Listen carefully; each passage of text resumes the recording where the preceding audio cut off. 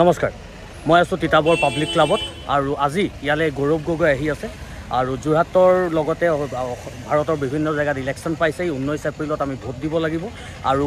আমাৰ যোৰহাটৰ যি খেলিব এজন হৈছে গৌৰৱ গগৈ আৰু এজন হৈছে তপন গগৈ। চ' এগৰাকী হৈছে ইণ্ডিয়ান নেশ্যনেল কংগ্ৰেছৰ, এগৰাকী হৈছে ভাৰতীয় জনতা পাৰ্টীৰ। চ' মই দুইটা পাৰ্টিকে মই অকণমান ৰিকুৱেষ্ট এটা কৰিবলৈ চালোঁ যে তেওঁলোকে আমাক অকণমান টাইম দিয়ে নেকি, আধা ঘণ্টা বা এঘণ্টা টাইম এটা দিয়ে নেকি, তাতে আমাৰ ইউথখিনিৰ মনত যিখিনি কুৱেশ্যন আহিছে সেইখিনি নন পলিটিকেল ৱে, তাত কোনো পলিটিকেল ৰেলী হিচাপে নহয় বা কোনো পলিটিকেলি নগৈ পেলাই জাষ্ট নৰ্মেল ষ্টুডেণ্টছখিনিৰ মনত বা ফাৰ্ষ্ট টাইম ভোটাৰ্ছখিনিৰ মনত যিখিনি ডাউটছ আছে যে আমাৰ হ'বলগীয়া এমপিজনৰ পৰা তেওঁলোকে কি বিচাৰিছে, যোৰহাটখনক তেওঁলোকে কেনেকুৱা দিশত লৈ যোৱাটো বিচাৰিছে, সেই সৰু সুৰা প্ৰশ্নবিলাকৰ কাৰণে তেওঁলোকে আমাক টাইম দিয়ে নেকি। তো মই অতি সুখিত যে তিতাবৰ কংগ্ৰেছৰ যিকেইজন কৰ্মকৰ্তা তেওঁলোকে আমাক চান্স এটা দিলে। আজি ইয়াত গৌৰৱ গগৈ আহি আছে, তেওঁ সন্মুখত একেবাৰে সন্মুখত এটা Q&A ছেশ্যন এটা হ'ব। সন্মুখত ষ্টুডেণ্টছ থাকিব, একদম আনস্ক্ৰিপ্টেড কুৱেশ্যন কিছুমান তেওঁলৈ যাব আৰু গৌৰৱ গগৈয়ে কেনেকুৱা ধৰণৰ আনচাৰ দিয়ে ইউথখিনিক সেইটো আমি চাম। লগতে এইটো এনেকুৱা নহয় যে অকল আমি যে কংগ্ৰেছৰ প্ৰাৰ্থীজনকহে যে আমি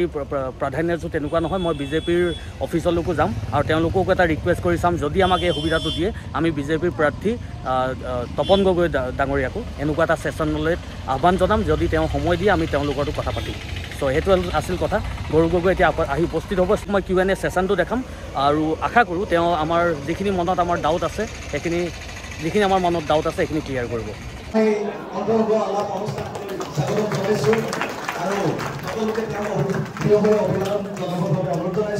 লগতে আমাৰ মাজত উপস্থিত আছে ভাস্কৰজ্যোতি বৰুৱা তিতাবৰ সমষ্টিৰ সন্মানীয় বিধায়ক, তেওঁকো আমি মঞ্চত গ্ৰহণ কৰিবলৈ অনুৰোধ জনাইছোঁ। আমাৰ পিছৰ কাৰ্যসূচী চলাই নিবৰ বাবে আমাৰ মাজত উপস্থিত থকা শিক্ষক বিকি ছাৰক অনুৰোধ জনাইছোঁ। ধন্যবাদ। যতীনদা, আমাৰ গৌৰৱদা, আমাৰ বিধায়ক আৰু কংগ্ৰেছৰ আমাৰ যতীন সকলোকে সন্মান জনাই আমি প্ৰগ্ৰেমটো আৰম্ভ কৰিব লৈছোঁ পোনপটীয়াকৈ। আৰু মই ধন্যবাদ জনাইছোঁ গৌৰৱদা আৰু বিধায়ক আমাক এই অপৰচুনিটিটো দিয়াৰ কাৰণে যে ইউথখিনিৰ মনত যিখিনি কুৱেশ্যনছ আছে সেইখিনি পোনপটীয়াভাৱে তেওঁলোকে যাতে গৌৰৱদাক সোধক আৰু তেওঁলোকৰ মাইণ্ডত যিখিনি ডাউটছ আছে সেইখিনি যাতে ক্লিয়াৰ হৈ যাওক। ফাৰ্ষ্ট টাইম ভোটাৰ্ছৰ মাইণ্ডলৈ কুৱেশ্যনছ আহে অফক'ৰ্ছ যে তেওঁলোকে কোনোবা এজনক MP হোৱাটো কিয় বিচাৰিব। চ' গৌৰৱদাৰ আমি ভাষণ শুনিছোঁ, গৌৰৱদাই পাৰ্লিমেণ্টত দিয়া ভাষণ আমি শুনিছোঁ, তেওঁৰ ভাষণত যে বিৰোধী দলটো চুপচাপ হৈ থাকে সেইখিনিও আমি দেখিছোঁ। চ' আমি জাষ্ট ষ্টুডেণ্টখিনি মাইণ্ড এতিয়া যিখিনি ধৰক ফাৰ্ষ্ট টাইম ভোটাৰ্ছ বা ছেকেণ্ড টাইম ভোটাৰ্ছ তাহাঁতৰ মাইণ্ডত যিখিনি কুৱেশ্যন আছে আপোনালোকে আপোনাৰ পৰা পোনপটীয়া উত্তৰ বিচাৰিব। কোনো এইটো পলিটিকেল ইছ্যু নহয় যাতে, আৰু এইটো ষ্টুডেণ্টছৰ পৰা ডাইৰেক্ট অহা কুৱেশ্যন আছে। চ' মই সময় নষ্ট নকৰি মই প্ৰথমতে মোৰ এজন এক্স ষ্টুডেণ্ট প্ৰিয়াংশু বৰা, এই JB কলেজৰ বৰ্তমান ছাত্ৰ, আৰু মই তাক পোনপটীয়াভাৱে গৌৰৱদাক কুৱেশ্যনটো সুধিবলৈ চাওঁ। First of all, good afternoon, and I wish best of luck for the election. So my question is that as an MP, what do you want to say to the students? Students ke liye ki kobo purcha hai it is a democracy hoy asle no end of almost about to end, but they don't know what actually going in the country because ki bata bostu aje digitally dekhise, Facebook dekhise, Instagram dekhise, apple webinge they are influencer hoise, but আৰু এটা কথা লগতে ইয়াতে কৈছোঁ digital India পাইছে। মোৰ লগৰে এনেকুৱা কিছুমান আছে যোনে পাৱাৰ পইণ্ট বনাব নাজানে, প্ৰেজেণ্টেশ্যন বনাব নাজানে,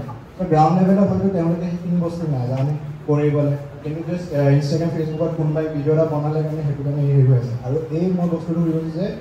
তেওঁলোকে কেনেকৈ ভাল বেয়াটো বিচাৰ কৰি কয় যে ইয়াত আমি মাত মাতিব লাগে, কিন্তু এনেকুৱা হয় যে টপাৰ্ছ হয় কিছুমান 50 out of 50 স্ক'ৰ কৰি দিয়ে, কিন্তু যেতিয়া কিবা এটা ইছ্যু হয় কেতিয়াও ওলাই নাহে, সদায় সেই এভাৰেজ ষ্টুডেণ্টছখিনিয়ে ওলাই আহে। So what message do you want to say to them?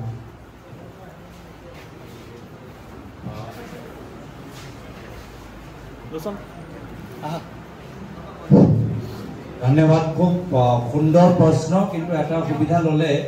যে একে প্ৰশ্ন 4টা প্ৰশ্ন সুধি দিলে আৰু 4টা বেলেগ বেলেগ টপিক, আৰু সেইটো মই দেখিছোঁ আমাৰ সাংবাদিকসকলেও কৰে, কৈছে আপোনাৰ এটা প্ৰশ্ন সুধি 4টা প্ৰশ্ন সুধি দিয়ে। এতিয়া আমাক মানে তাৰ তেতিয়াহ'লে কি হয়, এতিয়া আমি কেতিয়াবা কি কৰোঁ যে আটাইতকৈ টান প্ৰশ্নটো তাৰ উত্তৰ নিদিওঁ, আটাইতকৈ মানে যে ইজি কুৱেশ্যন তাৰ উত্তৰটো দি দিওঁ। এতিয়া আমি ক'লোঁ যে আমিতো প্ৰশ্ন কৰিলে মই তাৰ উত্তৰ দিলোঁ, তো সেইকাৰণে সেইটো কেতিয়াবা ট্ৰেপৰ পৰা বাচিব লাগে কি যদি 4টা কোৱেশ্চন সুধি দিয়ে কেতিয়াবা যাক সুধিছে সিও মানে খালি 4টা উত্তৰ দিয়াতকৈ এটাহে উত্তৰ দিব পাৰে সেইকাৰণে যে মূল প্ৰশ্ন সেইটো মানে ইংগিত কৰিব লাগে এইটো মোৰ মূল প্ৰশ্ন কিন্তু মই 4টাই প্ৰশ্ন মই মনত ৰাখি তাৰ উত্তৰ দিবলৈ চেষ্টা কৰিম প্ৰথম মই নিজৰ ফালৰ পৰা মই ক'বলৈ বিচাৰিছোঁ যুৱকসকলৰ যে আজিৰ তাৰিখত শিক্ষা অনুষ্ঠানৰ অৱস্থা বহুত আৰু আমি উন্নত কৰিব পাৰোঁ মইতো দেখিছোঁ তো মই দিল্লীত পঢ়িছোঁ মই বিদেশত পঢ়িছোঁ মই বিভিন্ন ঠাইত ভাৰতৰ ভিতৰত বিভিন্ন ৰাজ্যত মই পঢ়িছোঁ কাম কৰিছোঁ তিতাবৰৰ ভিতৰত আমি আৰু কি কৰিব পাৰোঁ যোৰহাটৰ ভিতৰত আজি য'ত আমি আছোঁ ইয়াতকৈ আৰু আমি ধাৰাবাহিকভাৱে আৰু উন্নত কেনেকৈ কৰিব পাৰোঁ সেয়া লৈ এটা আলোচনা আজি মই ভাবোঁ দুখৰ কথা যে আমি নিৰ্বাচন আহি আছে সাধাৰণ নিৰ্বাচন এই সাধাৰণ নিৰ্বাচনত যুৱকসকলৰ মূল ভূমিকা আৰু শিক্ষাৰ ওপৰত আজি তাৰিখত একো আলোচনা হোৱা নাই কলেজৰ শিক্ষাৰ ওপৰতে আজি সাধাৰণ এটা নিৰ্বাচন হৈ আছে আমি তাৰ ওপৰতে আলোচনা কৰা নাই যে আৰু কি কৰা উচিত প্ৰথম মই ভাবোঁ সেইটোৱে আলোচনা হ'ব লাগে এতিয়া মই নিজৰ ফালৰ পৰা মই গুৱাহাটী ইউনিভাৰ্চিটিত গ'লোঁ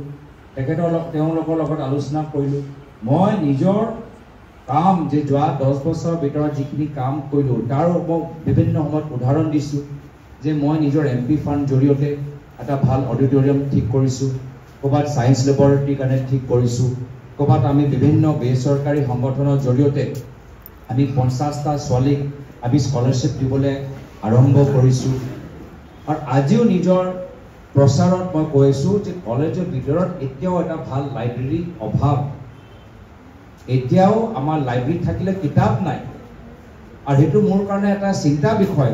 যে আজি তাৰিখত কিছুমান এতিয়া মাজুলী গ'লোঁ মাজুলী ল'ৰা ছোৱালীবোৰ ভয় কৰি আছে যে চৰকাৰী কলেজবোৰ বন্ধ হ'ব কিমান দূৰ এটা দুৰ্ভাগ্যজনক কথা যে চৰকাৰী কলেজবোৰ বন্ধ হ'বলৈ গৈ আছে আকৌ চাৰিওফালে ক'ৰবাত আমি দেখা পাইছোঁ মদৰ দোকান খুলিছে বাগান অঞ্চলত গ'লে আমাৰ যুৱকসকলে কৈছে যাতায়াতৰ সুবিধা নাই ৰাস্তা বেয়া বাছ আমাক বাছৰ এটা আমাক এটা সুবিধা কৰি দিয়ক মহিলা ছাত্ৰীসকলক সোধোঁ তেওঁলোকে কয় ইউনিভাৰ্চিটি কেম্পাছৰ ভিতৰত তেওঁলোকে নিজকে সুৰক্ষিত নাভাবে কিমান দুখৰ কথা যে আজি আমাৰ অসমৰ বিভিন্ন ইউনিভাৰ্চিটি কেম্পাছৰ ভিতৰত হোষ্টেলৰ ভিতৰত ৰাতি 9টা বজাত লাইব্ৰেৰীৰ পৰা ওলাওঁতে আমাৰ অসমৰ আমাৰ জীয়ৰীসকলে নিজকে সুৰক্ষিত নাভাবে তো মই ভাবোঁ আজিৰ তাৰিখত ইউনিভাৰ্চিটি শিক্ষা লৈ আমাক বহুতখিনি কথা ইতিমধ্যে পাতিবলৈ আছে মই নিজৰ ফালৰ পৰা চেষ্টা কৰি আছোঁ যে এইখিনি বিষয়বোৰ মোৰ প্ৰচাৰৰ যোগেদি অলপ ফ'কাছ পাব লাগে অলপ হাইলাইট পাব লাগে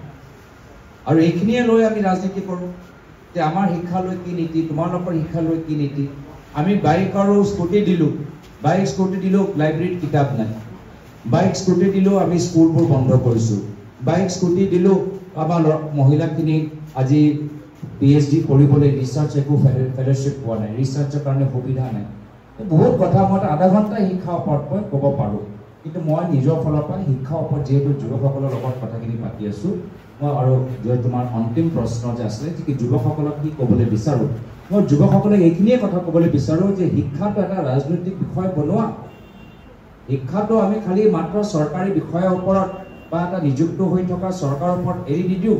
শিক্ষাটো এটা ৰাজনৈতিক বিষয় বনোৱা তোমালোকে কিদৰে কাৰিকুলাম বিচাৰা কিদৰে তোমালোকে মাৰ্কিং বিচাৰা কিদৰে তোমালোকৰ কলেজৰ সুবিধা হ'ব লাগে এটা ৰাজনৈতিক বিষয় বনালেহে এটা ৰাজনৈতিক হেঁচা হ'ব আৰু এটা ৰাজনৈতিক পৰিৱেশত চৰকাৰে সেই হেঁচা বিনিময়ত তাৰ উচিত সিদ্ধান্ত ল'ব মই তোমালোকৰ সুবিধাৰ কাৰণেই কৈছোঁ আকৌ গালি পাৰিবলৈ কোৱা নাই কিন্তু তোমালোকে যদি মনে মনে থাকা কোনো চৰকাৰে গুৰুত্ব সহকাৰে নলয় তোমালোকে যদি এয়া লৈ এটা পৰিৱেশ সৃষ্টি কৰা এটা হেঁচা এটা দিয়া তো নিশ্চয় নিউটনছ লৰ জৰিয়তে every force has N equal and opposite reaction তাৰ এটা ভাল পদক্ষেপ চৰকাৰৰ ফালৰ পৰা আহিব মই ভাবিছোঁ দ্বিতীয় কথা হ'ল গণতন্ত্ৰৰ ক্ষেত্ৰত আজি কেনেদৰে খনন হৈ আছে সকলোৱে দেখিছে বিৰোধী দলসকলৰ নেতাসকলক জেললৈ পঠাই দিছে বিৰোধী দলসকলৰ বেংক একাউণ্ট এতিয়া ইলেকশ্যনৰ সময়ত বেংক একাউণ্ট ফ্ৰিজ কৰি দিছে এতিয়া আমাক ভাবিব লাগিব যে এইটো কিবা এটা দলৰ লগত হৈ আছে সেইকাৰণে মোৰ লগত একো সম্পৰ্ক নাই, ইয়াত মই একো ক'বলৈ মাত মাতিবলৈ নাই। মোৰ এটা যি দলৰ ওপৰত এনেধৰণৰ কামবোৰ হৈছে মই সেই দলটোকে ভাল নাপাওঁ। তো সেইকাৰণে সেই দলৰ নেতাবোৰ জেলত গৈছে, সেই দলৰ নেতাবোৰ বেংক একাউণ্ট ফ্ৰিজ হৈছে, মোৰ একো কেয়াৰ নাই, মই একো চিন্তা নকৰোঁ। সেইটো কথা যদি তেনেকৈ আমি ভাবোঁ, এইটো আমাৰ গণতন্ত্ৰৰ কাৰণে যথেষ্ট দুৰ্ভাগ্যজনক আৰু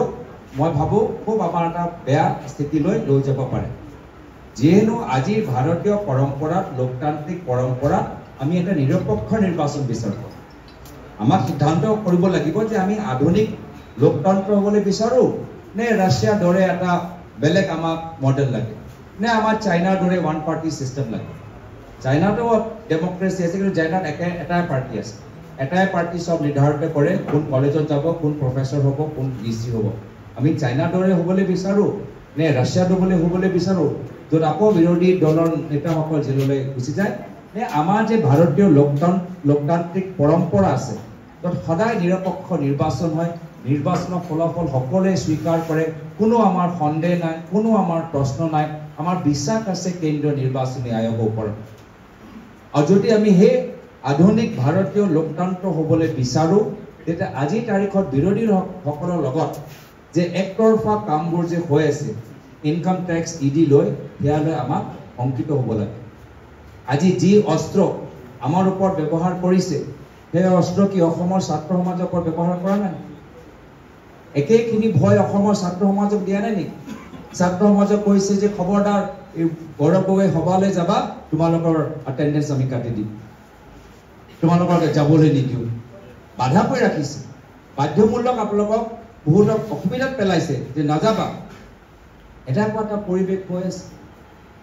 ছাত্ৰসকলে কাৰ বিৰুদ্ধে মাত পাতিবলৈ বিচাৰে, কলেজৰ সন্মুখত বেৰিকেড লগাই দিছে, পুলিচৰ ভয় দেখাই দিছে। আজি অসমৰ যুৱক যুৱতীসকল কাৰ বিৰুদ্ধে মাত নামাতিব, তো কাৰ বিৰুদ্ধে মাত পাতিব? যদি গা সম্পৰ্কে প্ৰতিবাদ নকৰিব, তো কোনটো বিষয়ৰ ওপৰত যুৱকসকলে প্ৰতিবাদ কৰিব কওকচোন? আজি সেইটোও কৰিবলৈ দিয়া নাই, ভয় খুৱাইছে। তো সেইকাৰণে কোনোবা এটা বিশেষ দলৰ লগত এনেধৰণৰ অস্ত্ৰবোৰ ব্যৱহাৰ হৈছে, এইটো কথা নাভাবিবা। এইটো সমাজৰ লগত একে সেই ব্লেকমেইল, একে সেই দমন কৰা অস্ত্ৰবোৰ সমাজৰ প্ৰত্যেক বৰ্গৰ ওপৰত ব্যৱহাৰ কৰিছে, বিৰোধী দলসকলৰ ওপৰত, অসমৰ ছাত্ৰ সমাজৰ ওপৰত আৰু সাংবাদিকসকলৰ ওপৰত। আৰু এতিয়াতো SBI ইলেক্ট্ৰল বণ্ডৰ ক্ষেত্ৰত দেখিলোঁ, এতিয়া উদ্যোগপতিসকলকো ইনকাম টেক্স ইডি ভয় দেখাই এতিয়া ব্লেকমেইল কৰা এটা পৰিৱেশ এটা হৈছে। তো আমি যদি চাইনা ৰাষ্ট্ৰীয় হ'বলৈ বিচাৰোঁ তেতিয়া বেলেগ কথা, কিন্তু মই ভাৰত হোৱাটো বিচাৰোঁ। মোৰ ভাৰতৰ লোকতান্ত্ৰিক পৰম্পৰা সকলোৱে পৃথিৱীত আজি তাৰ শলাগ লয় যে কেনেদৰে প্ৰায় 124 কোটি দেশ এটা আধুনিক এটা পৰম্পৰাৰ জৰিয়তে এটা আধুনিক লোকতন্ত্ৰ কেনে হৈ আছে, খুবেই আমাক অধ্যয়ন কৰিবলৈ বিচাৰোঁ। মই সেই ভাৰত হোৱাটো বিচাৰোঁ। তো মই এইখিনিয়ে কথা আজি তোমালোকৰ মাজত ক'লোঁ। গোটেইবোৰ প্ৰশ্ন মোক তাৰ উত্তৰ দিলোঁ নে নাই দিয়া মই নাজানো, কিন্তু 4টা প্ৰশ্ন হ'লে এইটোৱে হ'ব যে আমি উত্তৰ দিওঁতে যে মূল প্ৰশ্নবোৰ যে আছিলে সেইখিনিয়ে পাহৰি গ'লোঁ। কিন্তু যি দুটা কথা মই ক'বলৈ বিচাৰিছিলোঁ, শিক্ষা আৰু গণতন্ত্ৰৰ ওপৰত যে আমাৰ এটা সনন আমাক সকলোকে চিন্তিত কৰিব লাগে, এই মোৰ দুটা কথা আপোনালোকৰ সন্মুখত দাঙি ধৰিলোঁ।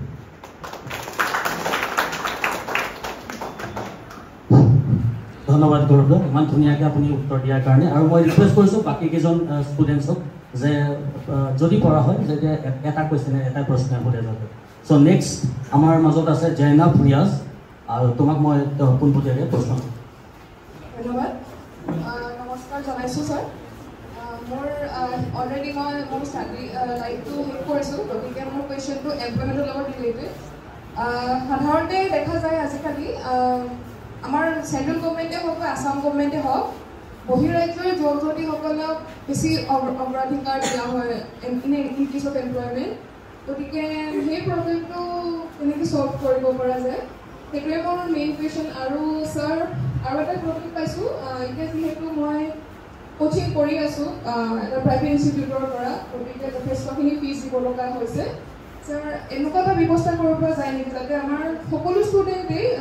যাতে মানে ফ্ৰী কোচিং যিকোনো ক্ষেত্ৰত, in case of civil service হওক, নীট হওক, যিয়ে হওক, এনেকুৱা এটা ব্যৱস্থা কৰিব পৰা যায় নেকি? ধন্যবাদ ছাৰ। ধন্যবাদ। প্ৰথম হ'ল সংস্থাপনৰ ক্ষেত্ৰত এটা গুৰুত্বপূৰ্ণ প্ৰশ্ন আৰু ভাল কথা যে এজন জুৰীয়ে সুধিছে নিয়োগৰ ক্ষেত্ৰত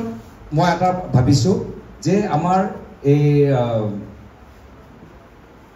ইয়াত ফাইনেন্সিয়েল এটা কম্পনেণ্ট আছে ফাইনেন্সিয়েল কম্পনেণ্ট কি হ'ল আজি চৰকাৰৰ ওচৰত টকা পইচা আজি তেওঁলোকৰ নাই তো সেইকাৰণে কি হৈছে বহুত আমাৰ খালী পোষ্ট খালীহে হৈ আছে তেওঁলোকে যিদৰে এমপ্লয়মেণ্ট দিব লাগে গভৰ্ণমেণ্ট এমপ্লয়মেণ্ট দিব লাগে তেওঁলোকে দিবলৈ বিচৰা নাই সেইকাৰণে ভেকেঞ্চিয়ে হৈ আছে তাৰ মানে কি হৈছে কি এখন চৰকাৰ য'ত একদম টপ বিষয়াসকল বহি আছে আজি চৰকাৰখন ভালকৈ চলাব পৰা নাই ধাৰত চলি আছে আৰু যিখিনি পোষ্ট ফিল কৰিব লাগে সেইখিনি পোষ্ট ফিল কৰা নাই যিহেতু দৰমহা দিবলৈ পইচা নাই আপোনালোকে শিক্ষকসকলক সোধক কণ্ট্ৰেক্টৰসকলক সোধক তো মই ভাবোঁ এইটো বহুত আমাৰ বেয়া যে আমি আৰ্থিকভাৱে বিত্তীয়ভাৱে যে আমি ভালদৰে আমি মেনেজমেণ্ট কৰিব পৰা নাই আৰু যাৰ ফলত তাৰ প্ৰভাৱটো পৰিছে যে যিমান আমি চাকৰি দিব লাগে আমি দিব পৰা নাই মই যদি ভাবোঁ যদি চৰকাৰৰ এজন বিত্তীয় পৰিৱেশটো আগতকৈ আৰু ভাল হয় আৰু আমি আৰু বেছি আমি মানুহক আমি সংস্থাপন চৰকাৰী চাকৰিৰ জৰিয়তে আমি দিব পাৰোঁ আমাৰ দ্বিতীয়টো কি আছিল কোচিঙৰ ক্ষেত্ৰত চোৱা চৰকাৰ এতিয়া স্কুলো ফ্ৰী আছে চৰকাৰী স্কুল ফ্ৰী প্ৰাইভেট স্কুলৰ ফিজ আছে তো আমিতো কেতিয়াও নকওঁ যে প্ৰাইভেট স্কুলক ফ্ৰী কৰি দিয়ক তো সেইটো আমি চৰকাৰৰ ফালৰ পৰা কোচিং ইনষ্টিটিউট খুলিব পাৰোঁ য'ত আমাৰ কথাবোৰ ফ্ৰী হ'ব পাৰে আৰু সেই কোচিং ইনষ্টিটিউটত কোন সোমাব তাৰ কাৰণে আমি কিবা এটা যোগ মাপ কৰিব পাৰোঁ কিন্তু প্ৰাইভেটটো ফিজ বিচাৰিব একেৰাজেকে চৰকাৰী স্কুলৰ ফিজ কম প্ৰাইভেট স্কুলৰ অলপ ফিজ বেছি এইটো আমি কোচিঙৰ ক্ষেত্ৰত মই ভাবোঁ বহুতে আমাক আজি তাৰিখত অসমত এটা দাবী ওলাই আহিছে যে আমি কোচিঙত আমাক আৰু অলপ সহায় লাগে হোষ্টেল নাই বহুত দূৰলৈ যাব লাগে তো কোচিঙৰ ক্ষেত্ৰত নিশ্চয় চৰকাৰে এটা ভাল পদক্ষেপ লোৱাটো উচিত ধন্যবাদ গৌৰৱ এইখিনি কথা এটা কৈ দিওঁ আজিকালি যুগটোত স্ক্ৰিপ্টেড ইণ্টাৰভিউহে চলে মেইনলি যিমানেই ডাঙৰ পলিটিচিয়ান হওক যিমানেই যি হওক স্ক্ৰিপ্টেড কুৱেশ্যনছ লৈ পেলাই উত্তৰ দিয়াটো বা সন্মুখত নোটছ লৈ পেলাই গাই যোৱাটো বহুত সহজ এনেকুৱা এজন লিডাৰ আজিকালি হয়তো ইণ্ডিয়াত বহুত কম লিডাৰ আছে যোনে ডাইৰেক্ট কুৱেশ্যন লৈ পেলাই আজিকালি ডাইৰেক্ট আনচাৰ দিব বিচাৰে আমি দেখি আহিছোঁ ডাঙৰতকৈ ডাঙৰ আমি নাম নলওঁ ডাঙৰতকৈ ডাঙৰ নেতাই কোনোবা ফিল্ম ষ্টাৰৰ ইণ্টাৰভিউ দি পেলাই এনেকুৱা ধৰণৰ প্ৰশ্নৰে উত্তৰ দিয়ে যে তেওঁ আমটো চুজকে খানা হে কি কাটকে খানা হে তেনেকুৱা ধৰণৰ আজিকালি পলিটিক্সৰ পৰা আঁতৰি সেই তেনেকুৱা ধৰণৰ কুৱেশ্যনৰ আনচাৰহে দিবলৈ বিচাৰে তো ইয়াতে মই গৌৰৱ দাৰ কাৰণে এটা হাত চাপিব বিচাৰিছোঁ নেক্সট মই আহিছোঁ আকাশ গগৈৰ ওচৰত আকাশ নমস্কাৰ ছাৰ পোনপ্ৰথমে আপোনাক শুভেচ্ছা জ্ঞাপন কৰিছোঁ ছাৰ মোৰ প্ৰশ্নটো মোৰ আগৰাকী বান্ধৱীয়ে যি প্ৰশ্ন উত্থাপন কৰিছিলে এমপ্লয়মেণ্টৰ ওপৰত তাৰ লগত সংগতি ৰাখি মই প্ৰশ্নটো উত্থাপন কৰিছোঁ প্ৰশ্নটো এনেকুৱা হয় যে এতিয়া শাসিত চৰকাৰখনে ইতিমধ্যে আমাক কৈ আছে যে 1 লাখ আমি নিযুক্তি ইতিমধ্যে সম্পূৰ্ণ কৰিলোঁ এতিয়া মোৰ প্ৰশ্নটো এনেকুৱা ধৰণৰ যদি আমাৰ 1 লাখ নিযুক্তি সম্পূৰ্ণ হৈছে তাত কিমান অভাৰলেপিং হৈছে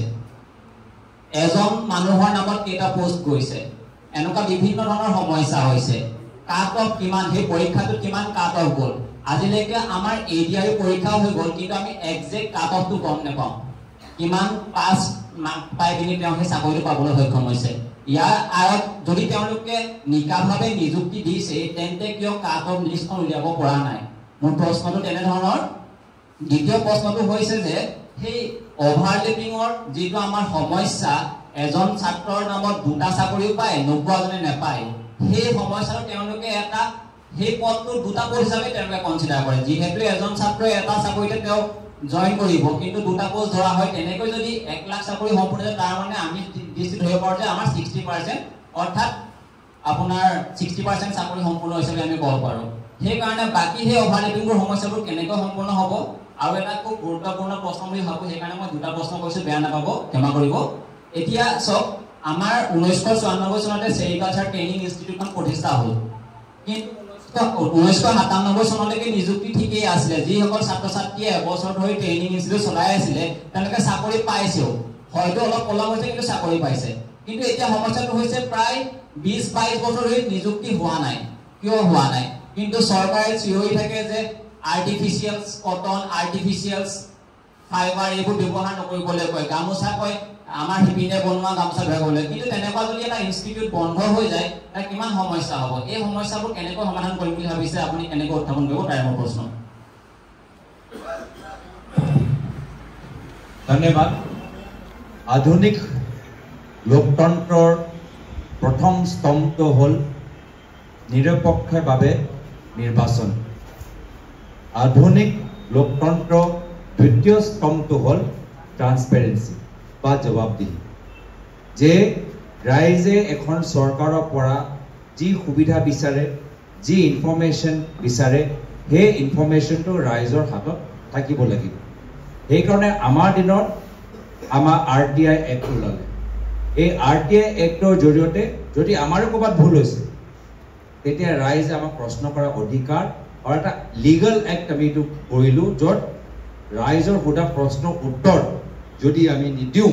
তেতিয়া এটা ফাইন চৰকাৰী বিষয়ৰ ওপৰত হয় তোমালোকে ভাবি চোৱা কেনেকুৱা এটা ডাঙৰ আইন আমি আনিলোঁ যাৰ ফলত আমাৰ চৰকাৰক বিপদত পেলোৱা এটা অস্ত্ৰ আমি ৰাইজক দিলোঁ বাট সেইটোৱে হৈছে আধুনিক লোকতন্ত্ৰ এটা পৰম্পৰা আৰু আমাৰ ভাৰতৰ লোকতন্ত্ৰত যথেষ্ট অভাৱ আছে আমি আৰু উন্নত কৰিব পাৰোঁ আৰু আধুনিকৰণৰ ফালে আমি লৈ যাব পাৰোঁ আৰু সেইকাৰণে এই ক্ষেত্ৰত যে ট্ৰান্সপেৰেন্সি কি পৰীক্ষা হৈছে তাৰ ডিটেইলছ কি আজি এইখিনি কথা পাব্লিকে জানিব বিচাৰে আৰু অধিকাৰ আছে আৰু সেইকাৰণে ইদাৰ RTI জৰিয়তে ওলাব লাগে বা RTI ইমান কষ্ট কৰিলে RTI কিয় মাৰিব লাগে আজি গোটেই আমাৰ কথাবোৰ এটা পৰ্টেলৰ যুগ এটা টেকনলজি এটা যুগ এটা বাটনত টিপিলেও আমাক গোটেইখিনি পৰিৱেশটো আমাক তেনেকুৱা বনাব লাগে যদিও আজি তাৰিখত আমি সেই পৰ্যায়লৈকে পোৱা নাই যে আমি কাইলৈ ভিতৰত এটা পৰ্টেল মুকলি কৰি গোটেই আমি তোমালোকৰ বিচৰাৰ দৰে কাট অফ কি কোনে কাট অফ কৰিলে কাৰ নামত এটা পোষ্ট আছে দুটা পোষ্ট আছে তিনিটা পোষ্ট আছে কিন্তু সেইফালেতো যাব লাগিব ৰাইজক সন্মানটো কৰিব লাগিব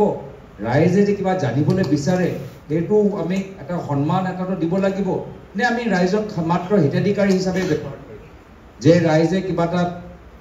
বিচাৰিছে আমি টকা পইচা দিম আৰু ৰাইজে আৰু চুপচাপ থাকক আৰু প্ৰশ্ন সুধিব নালাগে আৰু যিমান এটা মই 1000 2000 10000 টকা দিছোঁ বাইক স্কুটি দিছোঁ 1 লাখ টকা দিছোঁ ইয়ালৈ সন্তুষ্ট বাকী আমাৰ ওপৰত ভৰসা কৰা অন্ধবিশ্বাস কৰা সেইটো হ'লে আমি বিচাৰোঁ যে ৰাইজৰ বিবেক শক্তি সন্মান কৰা আৰু ৰাইজৰ জনা অধিকাৰ আছে আৰু ৰাইজক জনোৱাটো আমাৰ দায়িত্ব আছে এখন চৰকাৰৰ দায়িত্ব আমি সেইফালে যিমানবোৰ টেকনলজি আহি আছে আমি তাৰ ফালে যাব লাগে RTI জৰিয়তে আৰু আমাক এক্ট আছে হুইচেল ব্লোৱাৰ এক্ট আছে এনেদৰে আৰু আইন যাৰ ফলত চৰকাৰৰ যদি কিবা এটা ভুল আছে আৰু কোনোবা চৰকাৰী চাকৰিয়ালে যদি এইখিনি তথ্য যদি মুকলি কৰিবলৈ বিচাৰে তেতিয়া মুকলি কৰাৰ পিছত যে চৰকাৰে সেইজনৰ ওপৰত কোনো একশ্যন ল'ব নোৱাৰে কোনো পেনাল্টি লগাব নোৱাৰে যিজন গভৰ্ণমেণ্ট এমপ্লয়ী গোটেই তথ্যবোৰ বা মেল প্ৰেক্টিছ যদি হৈছে গোটেইবোৰ যে ফাইল কৰি দিয়ে তাৰ ওপৰত যে কোনো একশ্যন নহয় তেনেকুৱাও হুইচেল ব্লোৱাৰ প্ৰটেকশ্যন এক্ট এটা আছে যি আজি তাৰিখত পেণ্ডিং হৈ আছে আমি পাছ কৰা নাই তো আমি লেজিছলেশ্যন এনেধৰণৰ আৰু আইন আৰু টেকনলজি লেজিছলেশ্যন আৰু টেকনলজি আমাক দুটাৰে আমাক সহায় ল'বলগীয়া আছে আমাৰ দ্বিতীয়টো প্ৰশ্নটো কি হ'ল চেৰিকালচাৰ ট্ৰেইনিং আমাৰ বৰ্তমান আমাৰ চিটিজেন এমেণ্ডমেণ্ট এক্ট হয় আপুনি পোনপটীয়াকৈ এটাই প্ৰশ্ন সুধো যিহেতু সময় কম ঠিক আছে So my question is, what is your stance on Citizenship Amendment Act and how do you believe it impacts the people of Assam? সব মোকতো আটাইতকৈ বেছি দুখ লাগে যে আমাৰ অসমৰ কিছু বঙালী মানুহ যোৰহাটৰ কথা কৈছোঁ দেই যোৰহাটৰ কিছু বঙালী মানুহ অসমত জন্ম হ'ল আজি নহয় মোৰ দেউতাৰকে আগত তেওঁলোকৰ জন্ম হ'ল গোটেই অসমত তেওঁলোকৰ পঢ়া শুনা কৰিলে এতিয়া কিবা কাৰণত তেওঁলোকে NRC সোমোৱা নাই কাগজ ইমান ককা খুৰা দিনৰ পৰা কাগজখিনি নাই NRC সোমাব নোৱাৰিলে চৰকাৰৰ ভুলৰ কাৰণে তেওঁলোকে NRC সোমাব নোৱাৰিলে এতিয়া তেওঁলোকক ক'ব লাগিব কি নহয় মই অসমত জন্ম হোৱা নাই মই ভাৰতীয় নাগৰিক নহয় মই বাংলাদেশী পৰা মোৰ প্ৰতাৰণা হৈছে সেইকাৰণে মই তাৰ পৰা পলায়ন কৰি মই অসমলৈ আহিছোঁ ইমান লজ্জাজনক কথা এই যে চৰকাৰী এটা গাফিলতিৰ কাৰণে আমাৰ যোৰহাটৰ এজন মই ৰবি দাস ছাৰৰ ঘৰলৈ গ'লোঁ প্ৰায় 90 বছৰ 90 ইয়াৰ্ছৰ তেওঁ ডিব্ৰুগড়ত তেওঁৰ জন্ম গোটেই কাম তেওঁলোকে ডিব্ৰুগড় ইউনিভাৰ্চিটি ডাঙৰ হ'ল পঢ়িলে NRC সোমোৱা নাই চৰকাৰে কি কৈছে চৰকাৰে কৈছে নহয় এটা NRC বস্তু বাদ দিয়ক আপুনি কাৰ জৰিয়তে আহক আৰু কাৰ জৰিয়তে আপোনালোকে নাগৰিকতা অধিকাৰটো লওক কিয় ল'ব লাগে যিজন অসমৰ ভিতৰত বঙালী মানুহ জন্ম হৈছে নিজকে বাংলাদেশী পৰিচয় কিয় দিব লাগে প্ৰথম কথাটো সেইটোৱে যে প্ৰথম আমাক লাগে NRCটো শুদ্ধ কৰক 1200 কোটি টকা আমি NRC ওপৰত আমি খৰচ কৰিলোঁ তাত যদি ভিতৰত তোমাৰ অবৈধ বাংলাদেশী সোমাইছে সেইখিনি ঠিক কৰক আৰু যদি NRC বাহিৰত যদি কিছুমান আমাৰ ভাৰতীয় নাগৰিক কিবা কাগজত অসমীয়া মানুহ বড়ো মানুহ কাৰ্বি মানুহ বঙালী মানুহ যদি নাই তেওঁলোকক NRCটো ঠিক কৰক NRC ভিতৰত গোটেই তথ্যবোৰ NRC যোগেদি যিমান কাগজ পত্ৰ দিবলগীয়া হ'ল NRC যোগেদি যিমান লিংকিং চাৰ্টিফিকেট যিমানবোৰ কৰিবলগীয়া হ'ল আৰু কোনো ইমান আমি কাগজ দিবলৈ হোৱা নাই আনকি এটা পাছপৰ্ট ল'বলৈ ইমান আমাক কাগজ দিবলৈ নালাগে যিমান আমি NRC সোমাবলৈ আমি দিলোঁ তো ইমান যে কাগজ তোমালোকে ল'লা চৰকাৰে ল'লে লখিমপুৰ মানুহ ধুবুৰীলৈ যাবলৈ হ'ল ধুবুৰী মানুহ তেজপুৰলৈ যাবলৈ হ'ল ইমান যে অসমৰ ৰাইজক দৰালে তাৰপিছত তাৰ ফলাফলটো কি NRCটো আগতে শুদ্ধ কৰা এই গোটেই কাললৈ আমি NRCটোৱে পাহৰি গৈছোঁ আৰু দুখৰ কথা যে বঙালী মানুহ আজি এতিয়া নিজকে অসমীয়া মানুহ বা ভাৰতীয় নাগৰিক হিচাপে নহয় বাংলাদেশী হিচাপে চিনাকি কৰিব লাগিব আৰু এইখিনি আমাৰ ভাৰতীয় মানুহ আৰু এতিয়া কি হ'ল এই ধৰণৰ পৰিৱেশ হোৱাৰ কাৰণে এতিয়া অসমৰ ভিতৰত অসমীয়া আৰু বঙালী মানুহৰ মাজত যি এটা ভাল এটা সম্পৰ্ক এটা আছিলে এটা সন্দেহ এটা পৰিৱেশ সৃষ্টি হৈ গ'ল এটাতো মানুহ সেইজন ব্যক্তি ভাবিব তুমি ডিব্ৰুগড় জন্ম লোৱা নাই ধৰ তুমি কোৱাৰ দৰে তোমালোকৰ গোটেই মেট্ৰিকুলেশ্যন চাৰ্টিফিকেটটো ফাঁকি তুমি বাংলাদেশৰ পৰা আহিছা এটা সন্দেহ এটা পৰিৱেশ সমাজৰ ভিতৰত যে এটা সন্মান পাইছে সেইটো নাপাব এটা সন্দেহ এটা পৰিৱেশ এটা সংঘাত এটা পৰিৱেশ হৈ গ'ল আৰু সংঘাত পৰিৱেশ হ'লে আমাৰ সমাজ বিভাজিত হয় মণিপুৰত আমি দেখা পাইছোঁ কি যেতিয়া সমাজৰ দুটা অংগ বিভাজিত হয় সংঘাত যেতিয়া হয় কিমান এটা জুই লাগি গ'ল আমি অসমত কি দ্বিতীয় মণিপুৰ হ'বলৈ বিচাৰিছোঁ নেকি এতিয়া যি ধৰণৰ তেওঁলোকে প্ৰতিবাদকাৰী ছাত্ৰসকলৰ ওপৰত হেঁচা দিছে প্ৰতিবাদ কৰিবলৈ দিয়া নাই ইয়াতো দুটা দ্বিতীয় মূল বিষয়টো হ'ল আমি প্ৰতিবাদ কৰিবলৈ কিয় দিয়া নাই প্ৰতিবাদ কৰা আপোনালোকৰ গণতান্ত্ৰিক অধিকাৰ অসমৰ ভিতৰত বালি মাফিয়া চলিব পাৰে ট্ৰাক মাফিয়া চলিব পাৰে হিল মাফিয়া চলিব পাৰে অপৰাধী চলিব পাৰে ছাত্ৰসকল প্ৰতিবাদ কৰিব নোৱাৰে এইটো কি কথা হ'ল যদি পুলিচৰ ইমান ফ'ৰ্চ আছে তো আমাৰ বালি মাফিয়া হিল মাফিয়া কয়লা মাফিয়া মহ মাফিয়াটো ৰুদ্ধ কৰক এজন শান্তিপ্ৰিয় গণতান্ত্ৰিক ছাত্ৰ আন্দোলনক কিয় তেওঁলোকে নমাবলৈ বা তেওঁলোকৰ কণ্ঠ ৰুধিবলৈ বিচাৰিছে তো এয়া দুটা মই কথা ক'বলৈ বিচাৰোঁ আৰু আজি আপোনালোকে চাওক কাৰ ভিতৰত কাৰ কাৰণে যি ৰুলছ ওলাইছে এতিয়া কোনো কাগজে নালাগে কোনো কাগজ নালাগে অলপ এটা দুটা কিবা কাগজ দেখালে নাগৰিকতা অধিকাৰ পাই যাব ইমান কষ্ট কৰি অসমৰ শ্বহীদসকলে অসম চুক্তি ৰূপায়ণ হ'ল ইমান কষ্ট কৰি হাজাৰ হাজাৰৰ মানে ত্যাগ বলিদানৰ তেজৰ পিছত আমি অসম চুক্তিটো পালোঁ আৰু গোটেই অসম চুক্তিটো নস্যাৎ কৰি দিলে আৰু যিকোনো এটা কাগজ দেখালে অসম চুক্তিটো নাইকিয়া হৈ যাব আৰু 2014 চনলৈকে কোনোবা এজন ব্যক্তিয়ে নিজকে ভাৰতীয় নাগৰিকৰ গোটেইবোৰ অধিকাৰ লাভ কৰিবলৈ এটা সুবিধা পাব কিমান অপমান কৰিছে কিমান অহংকাৰী আৰু সেইকাৰণে আমাৰ স্থিতি স্পষ্ট এইটো অসাংবিধানিক আমাৰ অসম চুক্তি বিৰোধী এইটো আমাৰ গণতন্ত্ৰ বিৰোধী এইটো আমাৰ অসমীয়া মানুহক আৰু বঙালী মানুহৰ মাজত সংঘাত সৃষ্টি কৰে এইটো অসমৰ বঙালী মানুহক অপমান কৰে এইটো গোটেই NRC 1200 কোটি টকা এই গোটেই যে প্ৰক্ৰিয়াটো লুকাবলৈ এটা প্ৰচেষ্টা আৰু সেইকাৰণে এই বিভিন্ন কাৰণৰ বাবে আমাৰ চৰকাৰ আহিলে প্ৰথম মিটিঙতে আমি কা আইন আমি বাতিল কৰিম আৰু যদি যিমানবাৰ আমি এই আঙুলিটো অহা সময়ত সঠিক সময়ত ব্যৱহাৰ কৰিম সমান সহকাৰে এই কা আইনটো আমি মোহাৰিব পাৰিম এই কা আইনটো মোহাৰিবলৈ একো বেছি কৰিব নালাগে এই এটা আঙুলি দিয়ে আমি কা আইনটো মোহাৰিব পাৰোঁ সেই কথা ৰাইজে মনত ৰখাটো উচিত ধন্যবাদ নমস্কাৰ দাদা পোনপ্ৰথমতে আপোনালোক মোৰ ফালৰ পৰা আন্তৰিক শুভেচ্ছা জ্ঞাপন কৰিছোঁ আৰু এই অনুষ্ঠানটোৰ আয়োজন কৰাৰ ক্ষেত্ৰত আপোনালোকে যি পদক্ষেপ গ্ৰহণ কৰিছে তাৰ বাবে ধন্যবাদ জনাইছোঁ কাৰণ ছাত্ৰ ছাত্ৰীসকলৰ লগত এনেদৰে মত বিনিময় কৰাটো অত্যন্ত প্ৰয়োজনীয় কাৰণ ছাত্ৰ ছাত্ৰীসকলৰ মনৰ যোনখিনি ভাৱ সেই ভাৱখিনি সাধাৰণতে ৰাজনৈতিক নেতাসকলে ল'ব নিবিচাৰে আৰু এই অনুষ্ঠানটোৰ আগভাগ লোৱাৰ কাৰণে মই যতীন গগৈদাকো ধন্যবাদ জনাইছোঁ আপোনাক মই এটা অনুৰোধ জনাব বিচাৰিছোঁ আমাৰ ঐতিহ্যমণ্ডিত নন্দনাথ শইকীয়া মহাবিদ্যালয়ৰ প্ৰতিষ্ঠাপক অধ্যক্ষ শ্ৰদ্ধাৰ চক্ৰেশ্বৰ শইকীয়া দেৱৰ প্ৰতিমূৰ্তি এভাগ আমাৰ নন্দনাথ শইকীয়া মহাবিদ্যালয়ত নাই গতিকে আপুনি যদি সাংসদ হয় পৰৱৰ্তী পৰ্যায়ত নন্দনাথ শইকীয়া মহাবিদ্যালয়ত চক্ৰেশ্বৰ শইকীয়া দেৱৰ প্ৰতিমূৰ্তি স্থাপন কৰাৰ ক্ষেত্ৰত আপুনি পদক্ষেপ গ্ৰহণ কৰিবনে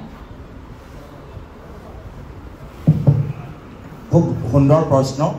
আৰু এইটোৱে মই কথা আজি বিভিন্ন ঠাইত জনাইছোঁ যে ৰাইজে যদি সঠিক সিদ্ধান্ত লয় তেতিয়া তিতাবৰ অঞ্চলৰ ৰাইজৰ সুবিধা হ'ব যে বিধানসভাটো নিজৰ মানুহ পাব আৰু লোকসভা ভিতৰতো নিজৰ মানুহ পাব আমি দুয়োজন মিলি আমি আপোনালোকৰ যে ৰাইজৰ যে এটা বা ছাত্ৰসকলৰ যে এটা আহ্বান আছে আমালোকৰ প্ৰতি আমি দুয়োজনে ভৱিষ্যত সেই দায়িত্বটো গ্ৰহণ কৰিম এইখিনি কথা কৈ মই ইয়াতে নিজৰ সময় দৰকাৰ আৰু মত বিনিময় অনুষ্ঠানক আজি চবকে এইটো ডাঙৰ এটা সমস্যা মাজে মাজে বান্দৰৰ সমস্যা সেইটো আমি বেলেগ এদিন আমি পাতিম যিটো ইয়াত কেনেকৈ নিয়ন্ত্ৰণ কৰা যায় আৰু মই চবকে ধন্যবাদ জ্ঞাপন কৰিছোঁ উদ্যোক্তাসকলকো ধন্যবাদ জ্ঞাপন কৰিছোঁ মৰমৰ ছাত্ৰ ছাত্ৰীসকলকো ধন্যবাদ জ্ঞাপন কৰিছোঁ আৰু এটা কথা আপোনালোকে মন কৰিব মোক আকৌ এই অনুষ্ঠানত কাক ভোট দিব লাগে কাক ভাল পাব লাগে আমি ভোটৰ কথা ইয়াত পাতাই নাই আমি বৰ্তমান ৰাজনৈতিক পৰিৱেশৰ ওপৰত আপোনালোকৰ যে প্ৰশ্ন তাৰ উত্তৰ আমি দিছোঁ ভৱিষ্যত যদি মই কৈছোঁ ভৱিষ্যত যদি আপোনালোকে বেলেগ দলৰ প্ৰাৰ্থী আপোনালোকে মাতি আনি এনেদৰে মত বিনিময় কৰিবলৈ বিচাৰে এইটো আপোনালোকৰ গণতান্ত্ৰিক অধিকাৰ তাৰ কাৰণে আপোনাৰ গোটেই স্বাধীনতা আছে কোনো শিক্ষানুষ্ঠানৰ কোনো প্ৰিন্সিপাল বা ভাইচ চেঞ্চেলৰ আপোনাক নিজৰ স্কুলৰ বাহিৰত যে আপোনালোকৰ গণতান্ত্ৰিক অধিকাৰ আছে তাত বাধা দিব নোৱাৰে বা বাধা দিলেও তেওঁলোকে আইনৰ বিৰুদ্ধে এটা কাম কৰিবলৈ কৈছে ধন্যবাদ